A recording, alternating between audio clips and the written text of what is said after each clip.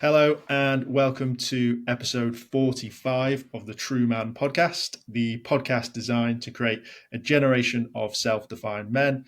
Today, I'm joined by Matt Keenan. Matt, thank you so much for being with me today. How are you doing? I'm good, Lewis. I'm good. How are you, buddy?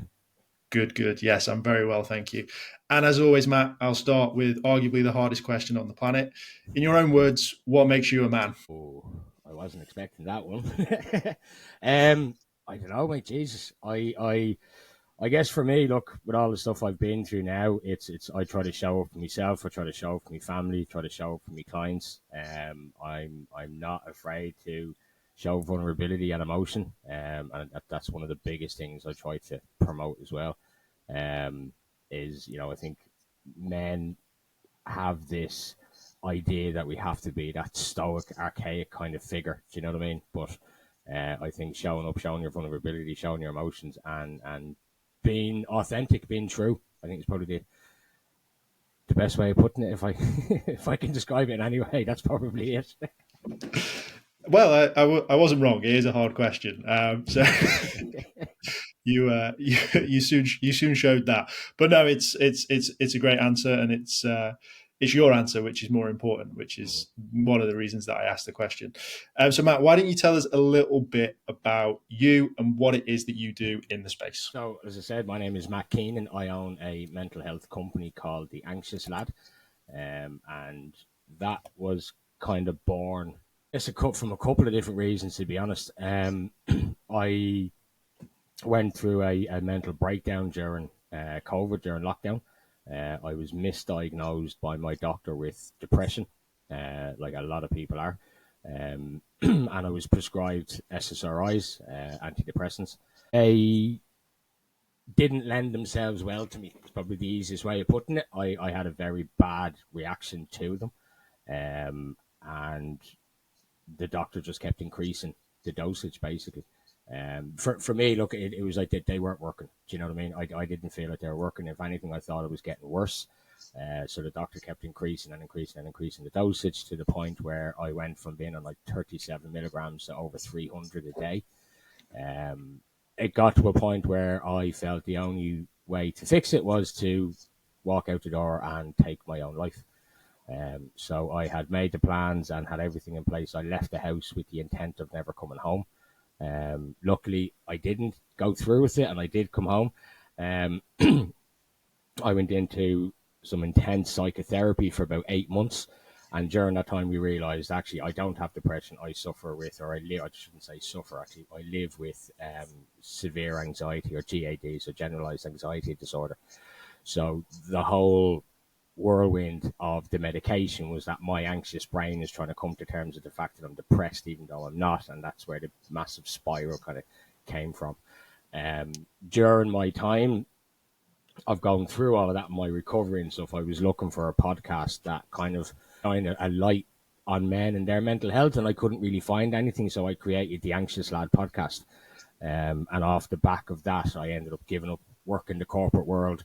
I retrained as a executive life coach. I now work with men with mental health issues like depression, anxiety, stress, that kind of stuff. I also retrained as a suicide and mental health first aider. So I deliver those courses to businesses. And yeah, that's it in a nutshell. Amazing. Well, thank you for sharing. It's always good to hear from someone who's been through something that is arguably life-changing and could have been life-ending as well. So it's always good, and thank you for sharing that. In regards to sort of anxiety and depression, can you sort of explain a little bit what the difference is? So, anxiety is more a fear of the future, whereas depression is kind of a sadness upon you that is due from a trauma or an experience. And what's really interesting, and this is where most doctors, and certainly my doctor, fell down, is that there's a lot of overlapping symptoms between the two. So there can't, like, when I presented myself to the doctor with the symptoms, shall we say, if he's looking at his DSM book and he's like, yeah, tick, tick, tick, tick, tick, okay, it's depression that you have, but actually I was describing everything that would fall under the anxiety category, but it would also fall in between the two of them. So from a depression standpoint, you're looking at, you're losing interesting things that you would have enjoyed. You don't want to get out of bed sometimes, even the most simple tasks become insurmountable at some points. You just don't want to do. You don't want to do life one day, you find a lot of people will do that. They'll lock themselves in a dark room. They'll stay in bed. They'll stay under the covers. They don't want to interact with people. Whereas anxiety, for me, it's like a stomach churning fear of something that I have absolutely no control over. Right? It could be that I'm worried about the bills that need to be paid. It could be I'm freaking out that I'm going to a gig tonight, or that I'm going out for dinner with my wife and friends or something. It's I suffer with social anxiety. I suffer with anxiety about anything really. So I guess the easiest way to describe my anxiety, and it is different for everyone, I think that's one of the things we need to understand as well, Lewis, is that my shade of anxiety is completely different to what yours is. What might stress you out won't stress me out, and vice versa. So we have to take on board that anxiety and depression are not just one thing. It's your shade of it, if that makes sense. So I think that's a big thing we need to get people to understand, is you can talk about being stressed or being anxious or being depressed about something, and somebody will say, what have you got to be stressed about? Or why should, there's nothing to be depressed about, maybe. And so we need to get that distinction clear right at the beginning, that your shade of anxiety, your shade of depression, your shade of stress is personal to you. And I think once we start to understand that, we can open up that conversation with people a hell of a lot more. Once people start to understand that actually it's a different shade, so. I really like the idea of shade. I wrote a blog very early on in sort of my journey with this around my suicide and my sort of struggles with it. And I wrote more about the feeling of what I was going through at the time rather than the reason as to why I got there, because I felt very similar to what you're sort of echoing now, which is it doesn't really matter how I got there or how anyone got there. The bit that's concerning is they got there, and it's this is the thought process now, and sort of went through that. But sort of on that, and I guess the sort of weaponization or the sort of, shall we say, popularity of sort of mental health and anxiety and those sort of things, where do you sort of see the line with that, or how do you see diagnosis in the future sort of changing based on this, looking at the shade, but also maybe not just saying, okay, you're anxious or you're depressed? Yeah, I think that's a good question, actually, and it's something I talk about with my clients and even in the workshops and stuff that I deliver as well. So I think the biggest part of it is looking at the stigma that's associated to it initially. And again, it's people's misconceptions or misunderstandings or dare I say it, lack of education around it. And again, like I said, the shade side of it is something that I bring into the workshops all the time. Like I do a kind of thought thing. At the start of the workshop, I tell everyone to picture the color green. That's all I say. And I say, I'll come back to that. And then an hour later, when we're kind of coming to the ends of the workshop, I'll throw a picture up on the wall, and it'll literally be 40 different shades of green. And I'll ask the people, what shade were you thinking of? And it's really interesting. You have 40 people in the room, you can get 20 different answers into that. And it just goes to highlight that everyone thinks differently. So that when I say my anxiety, you're going to compare it to your anxiety all of a sudden, I think for me, and again, this was my personal journey with it, I feel that I made a mistake in going to the doctor in the first instance. Don't get me wrong, look, my doctor was great in terms of he was doing the best he could with the information that he had in front of him. I do believe that. But I do also believe that doctors are too quick to hand out medication. And if you look at, some of the other charity, even there's a big charity in the UK now called the Ollie Foundation. And they are doing amazing work with their safer prescribed course, where they talk about the different medications, and even the medications down to like acne, some of the ingredients in it can actually cause suicide ideation, so I think it's important to understand that doctor's probably not the best. Again, that's my opinion. The doctor's probably not the best person to go to in the first instance. If you feel like you are getting depressed, or you feel depression, or you feel like you're, suffering really bad with anxiety, my thing would be go and speak to a mental health professional. Maybe it's a counselor, a psychotherapist, a life coach, somebody who's kind of been there, who can have that conversation with you. And then look, if your therapist believes actually, do you know what, you could probably do with some help from medication, then at least you can go to the doctor with a little bit more information in your arsenal. Do you know what I mean? Rather than just walking in and presenting yourself with a load of symptoms and the doctor may be getting it wrong. That's where my big message is coming from, is trying to understand what it is you've got and then going to the doctor with it rather than just walking in and saying I'm depressed. You know, because there is also a thing, there's clinical depression and situational depression. So you might feel depressed for like a few months after, you know, you lose your job or a breakup or, you know, relationship breakdown or a death in the family or the death of a close person, right? It doesn't necessarily mean that you have to go on antidepressants, so you have to go on medication for that. But 9 times out of 10, when you walk into a doctor, that's what's going to happen. So I think for me personally, the big one from a medicating point of view and that kind of stuff, it's for me, go and see a mental health specialist, go and see somebody who's trained to deal with anxiety, with depression, rather than just going to see your GP in the first instance. Yeah, I did a podcast a while ago with an actual GP who also went through a depressive episode, and he sort of refused to diagnose, prescribe himself medication. He felt that it wasn't the right solution, and now that's his cause is to look at alternatives to antidepressants. And as a GP now, he rarely prescribes. He tries to find other solutions. What do you think is, there's obviously going to be a huge educational gap there, right? So what's the step that's needed to educate men to sort of have that thought process rather than just going to the doctor? Yeah, I think, again, it's a great question. I think it needs to start in schools. We need to go early with this one and bring young lads, young men, young boys up with the knowledge that, you know, it's okay to talk, it's okay to voice your opinion, to show your emotions, to show your vulnerability. I think once we start with that, and I think the younger generation is getting better at doing that, to be fair. Like my son is actually 21 today, funnily enough, and I see it in him and his mates where they do talk a little bit more than maybe I would when I was his age. Do you know what I mean? Certainly to each other. But from an education standpoint, I do think there needs to be better curriculums in schools focusing on it. I think we need to, even with the people around you, like the men in your circle, let's say, or I don't know, Lewis, if you have kids or not, or when you have kids, it's trying not to use those man up terms, you know, trying not to use those socially degrading terms that we would have grown up hearing that would automatically make you assume that I actually can't talk about this. Do you know what I mean?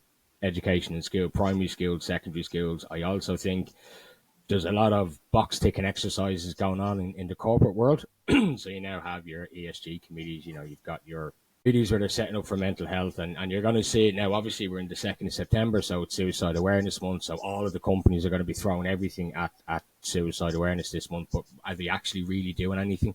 You know, you're going to see next month it's going to be something else, and we're going to be back into Pride Month, so they're putting the Pride flags up everywhere. And I feel like we're getting to a point now where, and I spoke about this on a podcast recently, so there's a difference between mental health and mental illness, right? And I think from an education perspective, and we're being bombarded with downbites and stuff on social media and everything, where they're kind of turning mental illness into that well-being program, and it's getting diluted down, if that makes sense. No one's really having the hard conversations about suicide, about the dangers of depression and the dangers of having mental ill health. You know, they kind of water it down into this well-being thing. Now, well-being is great, don't get me wrong, right? And you've got to look after your mental well-being, obviously. But I think there's a lot of just, we're brushing the harder conversations under the carpet a little bit. We don't want to talk about suicide. We don't want to talk about, or we don't want to have workshops on, you know, we don't want to bring somebody in to do a workshop on suicide because it's too deep. It's too hard a conversation to have. So I think we need to look at it for what it really is. It's a pandemic. For 700,000 men every year are dying by suicide. Men are 3 times more likely to die by suicide than women. So we need to look at the issues and say, right, we're doing this really well. You know, we're talking about mental health really well over here, but why are we still losing men to suicide at such a high rate? We're doing something wrong. We're not talking about it enough, and we're not allowing men to have that space. And I think the space that you're offering here and having that conversation about it goes a long way at the start of being able to build that community where men can actually talk. I think it's really hard because you sort of not corrected yourself. You sort of said well-being's good, as if you can't attack well-being, and it's like, why are we stood on eggshells as men when we're having these conversations? I'm in my 30s. For the next 18 years, the biggest chance of me dying is me doing something to myself. That's insane. Why is it not some rare form of like cancer or bone disease? Like, the fact that it's me versus me for these next sort of 18 years is just insanity to think about, that I have to almost deal with that internally, you v you. Why can I not express how I'm feeling or my vulnerabilities? Why is it hidden behind well-being and those sort of things? And I think there needs to be more spaces for men. And I think one thing that you touched on is younger generations probably sort of starting to have it unlocked, starting to have these conversations a lot more. And I'm seeing it more my generation and a little bit older that maybe still aren't having these conversations, and still, like I say, have got 18, 15, 10 years of this. There's a chance that it's going to be that's going to be the reason that you die. And it's crazy to think that it's not conversations that are had. What do you think is missing from this space right now? Is it just education at lower levels, or is there something else that can be done? I think education is the big one, to be honest. I think we need to have more of that. I think, and like I did correct myself a little bit, you're right, in terms of talking about, well-being, but I do think well-being goes a long way at the start of it. If you don't look after your mental well-being, you may run the risk of becoming mentally ill, right? That's fair to say. Yeah. What I don't like about it is that's the only conversation that's happening. It's all about well-being, and I talk to corporate companies all the time. Oh, we have a well-being thing, right? But have you got mental health first aiders? Yes. Do they have interaction with anybody in the office? No. Why? I don't know. Because your stigma is still there, right? You're not allowing that space to grow. You've ticked the box. You've told the rest of the corporate world that, we're great because we have 10% of our staff are fully trained in mental health first aid. Brilliant. Do those mental health first aiders know how to have a conversation with somebody who's suffering with suicidal ideation? No. Why? We didn't think that was a good one to go down. Why? And you need to challenge them on it. And there's generally not an answer to be had. I think there's an issue where people are getting scared to have that conversation about suicide. And look, you quite rightly hit the nail on the head there, right? I'm 41. I'll be 42 at the end of the year. I'm in the same boat as you. And I was in that boat 3-4 years ago. If I'm going to die now, it's probably going to be at my hands rather than a heart attack or cancer or some sort of other illness. It's going to be me that kills me. And I love the way you put it there. It's me versus me for the next 18 years. Because that's absolutely true. And I think that's the message we need to get out there to people. That's the way we need to start talking about it. It's, guys, look, you're going to go through stuff. Maybe you're starting to have kids, right? So there's a really interesting fact that you look at women, say when women have children, right, that there's postnatal depression go through, right? Men actually obviously can suffer with postnatal depression too. And one of the biggest attributes to that is men's testosterone levels drop by up to about 30% after a child is born, right? Because it allows us then to be more tactile and more be that parent to the child or whatever. But a lot of men don't realize that. So you're going about your life wondering, okay, well, I've had a baby. Why do I feel so shit? It's because your testosterone levels have dropped, mate. And that's a good thing, and that's fine. That's allowing you to bond with your child. But you also need to be aware of it so that you don't spiral and your anxiety levels start kicking in, or you start equating it to something else. I need to go to the gym more. I need to work more. I need to be this alpha male who provides for the family. And then relationships start to break down. So I think education is a big one, but I think those hard conversations, those real, true, honest conversations about suicide need to be right at the forefront of everything as well. I think we've done the well-being thing. Everyone gets it now, and it's getting to the point where no one's really listening to it anymore. Now we need to come out and just be hard on it and say, right, suicide, this is what's happening. This is what we need to do. This is how we have to end it.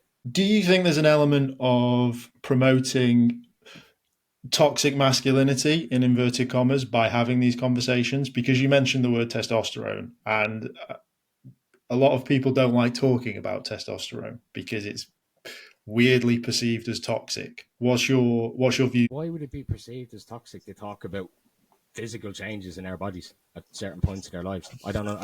I get what you're saying, and yeah, absolutely, and it's a great point. Me personally, I don't understand it, right? Because it's something that happens to us. It's not like it physically happens to us. It's not something that somebody just made up. It's being tested. The data is there for you to see it.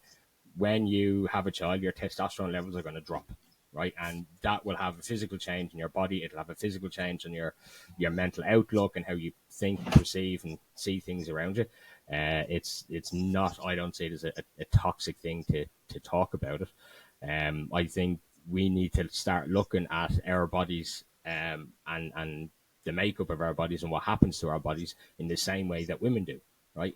There's a brilliant podcast I heard a little while ago, and I'm going to be recording one actually with a woman in a few weeks' time who's a menopause coach. I have absolutely no idea what goes on during menopause, right?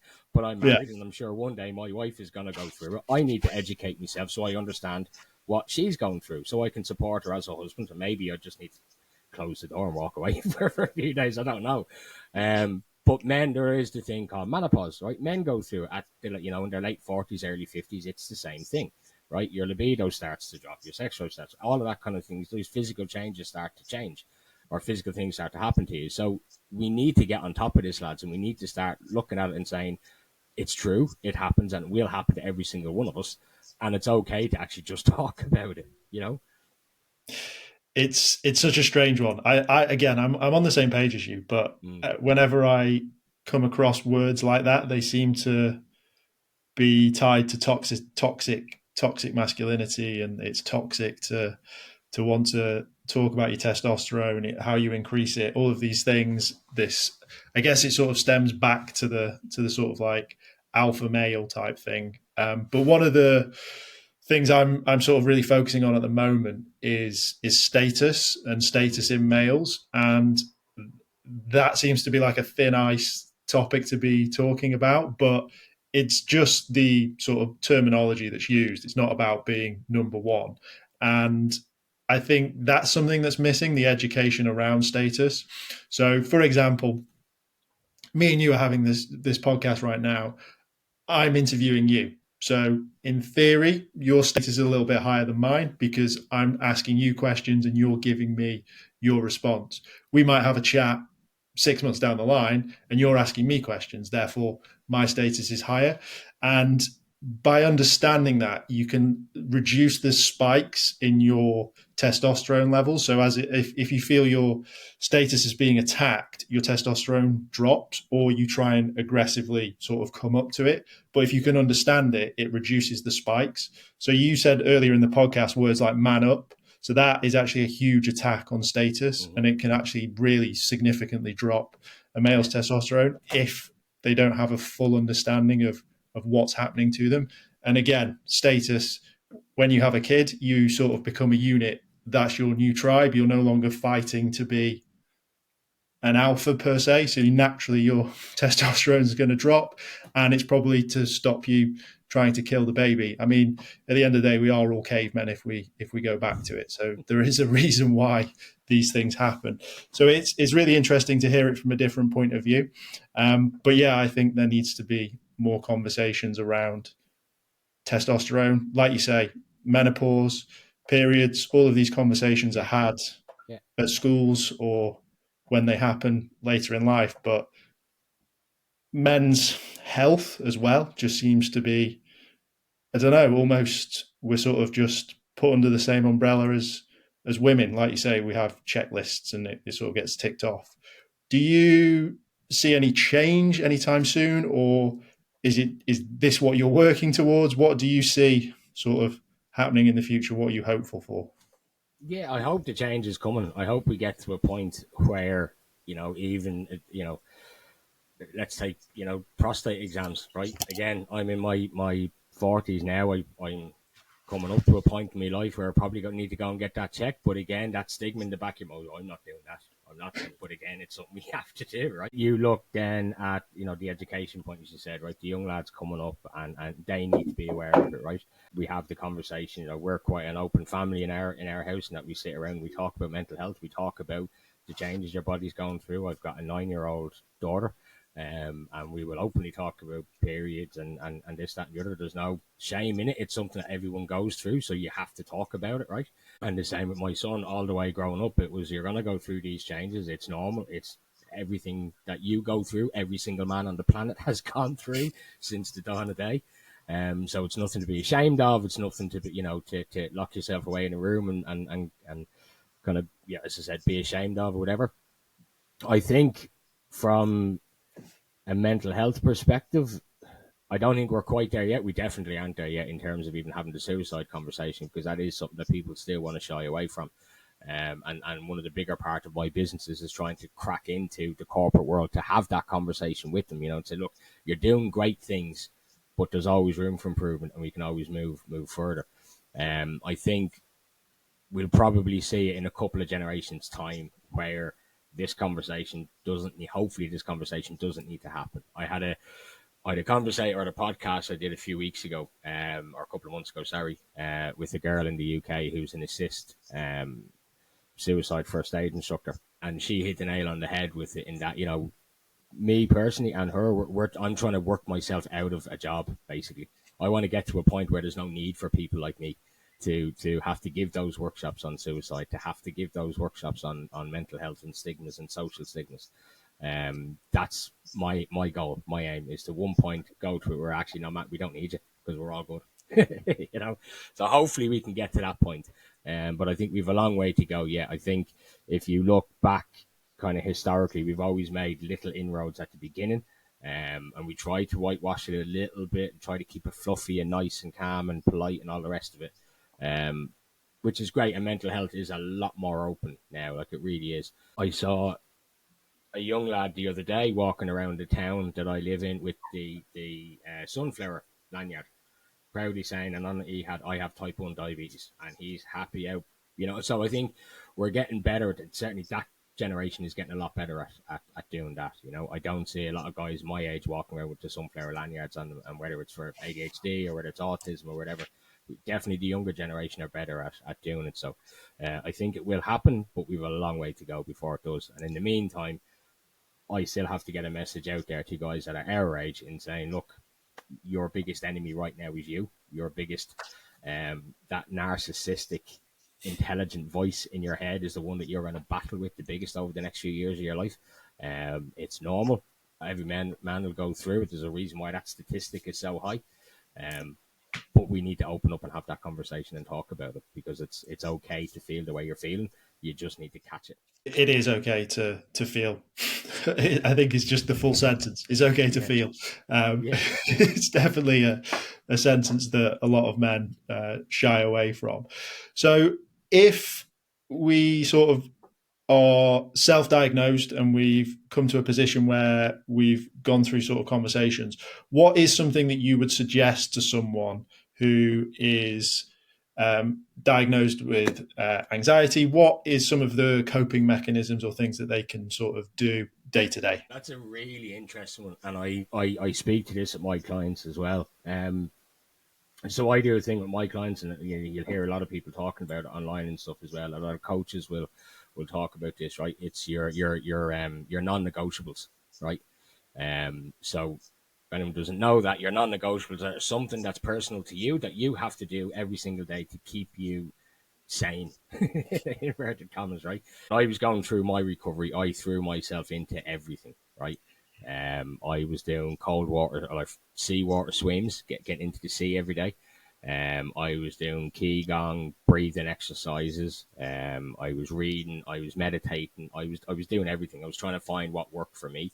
I even started going back to the gym at one point to see if that's what. And I've come to realize now that I have maybe 3 or 4 non-negotiables every day. Right, so I'm up and out of bed, and I'm at my desk working at about 6, half 6 every morning. Then I go and spend time. My little one get hurt to school. I'm back at my desk and I'm working, and I'm delivering workshops or doing doing what I'm doing. In the evening time, I need about an hour and a half, 2 hours cooking time. That's my biggest non-negotiable. I'm in the kitchen. I cook dinner for the family. I may have Netflix on my phone beside me. I may have music playing. It doesn't matter. That's where I process the day. That's where I process everything that's happening. It's how I mentally plan for the day ahead. It's how I de-stress almost. That's my biggest. So for me, cooking is like going to the gym for some people. That's my biggest one. In the evening times, then I have a sleep routine. So I'll start to notice if my anxiety is getting bad or I'm really stressed about something. The first thing I pick up on is my sleep pattern. So if I'm not sleeping well for a couple of days, I sit down and go, okay, what's going on? Where are you? Where's the bigger stresses coming from? And what can I do today that's going to positively impact the outcome of that stress? Do you know what I mean? So I think making those mental notes every day and kind of checking in with yourself and saying, right, what am I really stressed about? Well, it's those bills need to be paid. Okay, well, is there something I can do today that's going to positively impact the outcome of that? And if the answer is yes, then do it. And if the answer is no, then I know it sounds easy, but don't worry about it. Do you know, if you've done everything you can do to positively impact the outcome, then Yeah. try not to worry about it. I know that sounds really stupid, but it's actually really easy at the same time. I also have a sleep routine, so I have to make sure I have a shower before going to bed, but I have a cold shower before going to bed. And I do breathing exercises whilst I'm in the cold water, and then I do some Qigong breathing exercises when I get into bed. For me, they're my non-negotiables. They have to happen every single day for me to keep a nice balance, basically, with my anxiety. But for somebody else, it could be going for a walk, right? It could be just not dealing with people for an hour every day. It could be that you get home and you go to your bedroom and just sit and chill out for an hour. It could be that you read. It could be that you go to the gym, you go for a cycle, you take. It doesn't matter what it is. Your non-negotiable needs to be personal to you, and it's whatever you find that works for you. Again, what's your shade? What's your shade of green? Is the easiest way of looking at it. What I don't like is people telling you, well, that works for me, so it should work for you, right? That's never going to happen, right? You need to throw yourself into everything and find those one or two things every day that's going to keep your anxiety at bay, or keep you on a level keel. I don't know if you can hear it in me, but my breathing is really shallow, so I kind of speak until I'm out of breath, and then I'll take a small breath and then go back. But I do that all the time, so I find for me the breathing exercises at night help me just to keep the heart rate down, keep me on a level keel. But I think, look, you need to find something that works for you. And as I said, it could be the gym, it could be running, swimming, cycling. It doesn't matter. Find something that allows you to de-stress and declutter the brain every day. I give you an example. So my head is like white noise. Inside my head, right? The noise in there is just white noise constantly. I'm thinking of a million different things all at the one time, even as I'm talking to you, Lewis. I'm already thinking about what I'm cooking for dinner tonight. I'm thinking about this. I'm thinking about the work I have to do. I've got 10 emails I need to send after this, and I've got to follow up with. But it's constant, and that's exhausting for someone living with anxiety, right? Because you're constantly worried about everything that has to happen and everything that you have to do. So my non-negotiables mean that I can calmly process that in a way that works for me. And as I said, for you, that might be going for a run or going to the gym. For me, it's getting my knives out and cooking for an hour in the evening time. So find your shade of green, find your non-negotiable, and then put them in your calendar, put them in your diary. If you work for yourself, put them in there. If you work for a company, put them in your diary every day. That half an hour, that 40 minutes, nobody is allowed to take off you. That is your time to do whatever it is that you need to do, basically.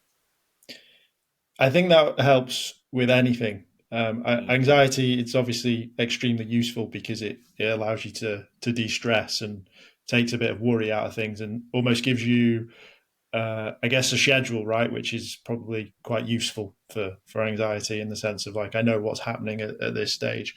But that's one of the things that I really encourage men to do, just in general, is, when did we sort of stop doing what we like doing? Like, Yeah. men tend to be the first to sacrifice. So the traditional is, you become the breadwinner and you stop doing certain things, and that might turn to going to the pub, but you might never have actually enjoyed going to the pub.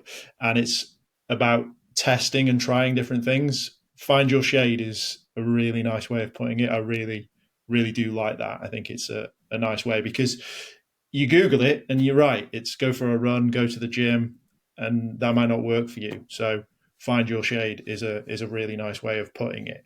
And I guess by doing that, it really sort of gets away from that box ticking to that personalized side of things, which Yeah. is, I guess, your big thing, right? When we look at medication, it is just, here's the medication for person A, B, C, D. But when you're looking at it from that point of view, it's, well, limitless, right? You can do anything and everything. Yeah, yeah, pretty much. And look, don't get me wrong. Look, I'm not against medication. I know a lot of guys who are on antidepressants, and they wouldn't be with us today, and they wouldn't be the people they are without them. But it's your shade, right? It's not the same for everyone. And I'm part of a load of different groups on social media, Facebook and Instagram and stuff. And there's people asking so many questions. I've been on this medication for 5 years, but it's not working anymore. The doctor's put me on this one, or I've just put on this one. What are your... And what's really interesting is all the women in those groups will have that open conversation. You might have this, you might have that, you might see that. None of the guys are talking about it, right? They're not talking about the fact that your eating pattern is going to go out the window, right? You're not talking about your sleep pattern is going to go out the window. Your libido could hit the absolute floor, right? And you just don't want to have sex anymore, right? No one's talking about those side effects. And again, that's another big one that we need to go. So the medication element of it is good, I guess, right? It needs to happen in certain circumstances. But I think, and it's only my opinion, if you feel like you're going into anxiety, or you're struggling with your anxiety really badly, or you feel like you might be getting depressed or suffering with depression, my advice: go and speak to somebody first. Have a couple of conversations with a doctor, with a psychiatrist or a counselor or whatever, and then go and see the doctor if that's what you think you really have to do. But it's, all of that education, that that talking about the side effects of the medication, certainly on men, needs to start happening a lot more as well, because every bloke is going to start taking antidepressants and think, shit, my libido's on the floor, this must be just happening to me. And I'm not going to have that conversation with the lads down the pub. I'm not going to have it with the lads on the football pitch. When they ask me, are you okay, I'm not going to say, no, I haven't had sex in 3 weeks time, because I just don't feel like it. It's not a conversation you want to have with your mates, but that's kind of where we need to get to. Do you know what I mean? And I think the more outspoken people are about it, the easier that will actually become. Do you find that because you're having these conversations, that your friends are more open to you? To a certain degree, yeah. And I think, and that's kind of where it comes down to, like, I'm not afraid to have to talk about these things. Obviously now, it's what I'm doing for a living. And it's interesting. I did a podcast recently with a guy who thought, you know what, I'll say it once, I'll tell my story, and then that's it. I'll never have to say it again. But then you find you're out in social circle, you can't shut up telling your story, right? You just want everyone to know. But that's a good thing as well, to a certain degree, because it does give that openness, that even by you telling your story and explaining your circumstances, or what led you, let's say, to consider suicide, you don't know who's listening, right? You don't know who's in the room who may need to hear what you've had to say. Do you know what I mean? And all of a sudden that will just spark a thought in their brain to kind of go, actually, let me have a talk with him in 10 minutes, because I'm feeling like shit right now, or I feel like I could be on the brink of I've thought about suicide, let me have a conversation with somebody. So that's where we need to get you. Everyone needs to be that open about it, and I say it on every podcast, every workshop that I do. Women are better at doing it than men, like they absolutely are. And even my wife always says it, like, the best counselling session she's had is a glass of wine and a load of her friends, and they'll just say it as it is and they'll talk about it. We don't really have that yet, but I think we're getting better at it. And the more we open up and talk about our personal lives to our friends and to people around us, the easier it will be for that one person who's struggling to come and have that conversation with us, maybe, and hopefully then maybe we can direct them into to some sort of help then. That's the reason I started this podcast. Was I was really quite open with it once it had happened, and I felt that this was the perfect platform. If someone got something from this, then amazing. Yeah. And that's the whole purpose of what I'm doing. And everyone's got a different story, and hopefully people can get sort of different parallels from different stories, because it's all right me just saying the same story over and over again. So it's good to get other people in other situations, social, economic, age, race, all of these things are really important. So that was the reason that I started the podcast. So yeah, I completely agree. More people need Absolutely. to. And I was the exact same as you. As I said, like with a lot of the podcasts I was listening to during my own recovery, it was somebody else telling you what they did and that this is what you should do. I didn't really find one where it was just two blokes talking about mental health, two lads just having that conversation. And what was really interesting, that's kind of where the shade of green came from. What was really interesting was all of those different conversations I was having. You know, there was one guy we interviewed, and his depression came from being abused as a child, physically, mentally, sexually. And there's another guy who was in his 20s who is a life coach now, should have been living his best life in London. You know, he was away at university, all of a sudden got this chronic back pain, couldn't play football anymore, couldn't go out and do the things he used to do. So the physical pain he had is what caused his spiral into depression. And it's so true for everyone. Everyone is completely different in terms of how they get to that one point. Do you know what I mean? But then I think as men, we all suffer in the same way. We don't talk. We go inside ourselves. We start to maybe be a little bit more reclusive, or we turn to self-harming behavior. And again, I'll touch on that again in a second, but and that could be alcohol, drugs, it could be actually cutting yourself, it could be those kind of things. And I think that's another stigma we need to unbreak a little bit as well when you look at self-harming. So 9 times out of 10 when somebody says self-harm, they automatically assume physical self-harm, like cutting yourself. But actually that could be abusive behavior, as in food, not eating enough or eating too much. It could be alcohol, it could be drugs, it could be sex, it could be internet porn, it could be anything, So we really need to start to make the distinction of what self-harm actually looks like. And it's not just about picking up a blade or picking up a something to cut yourself with. There's a lot of different things that fall into that self-harm category. Yeah, definitely there is. And I think there's sort of 2 other additions to it's basically a study that's done that's like based on the buildup of stressors for men, sort of their outcome. So what you've listed there is the main ones, but also violence, both sexually and just aggressive, are something that can happen when stress essentially becomes too much, and you break down in one way, shape, or form.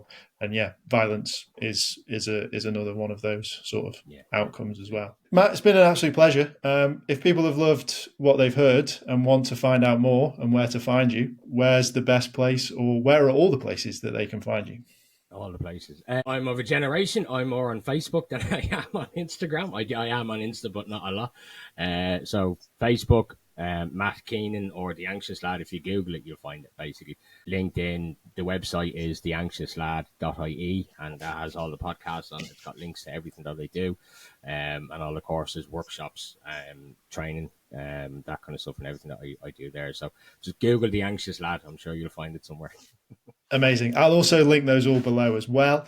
But Matt, I'll let you have the final say. Is there anything that you want to sort of summarize with? No, just first of all, thanks a million for having me on. It's been a pleasure talking to you this morning. It's not that often I get to sit on this side of the chair, so it's it's nice for a change. So thank you for doing what you're doing. Your podcast is amazing. I really enjoy listening to it and the conversations that you're having. And again, look, like I've said a million times during the course of this conversation, find your shade of green. Right, your anxiety, your stress, your life, your experiences are different to everybody else's. They're not going to be the same. Around one of those mental health groups and have a conversation with somebody, and look after yourself.